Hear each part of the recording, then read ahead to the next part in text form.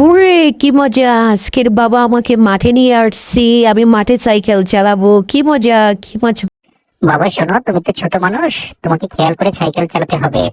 একটু অসতর্কতা হলে তুমি পরে ব্যথা পেতে পারো, ঠিক আছে? আস্তে আস্তে করে তুমি যখন এক্সপার্ট হবে তখন দ্রুত সাইকেল চালাবে। এখন স্লোলি সাইকেল চালাও, ঠিক আছে বাবা?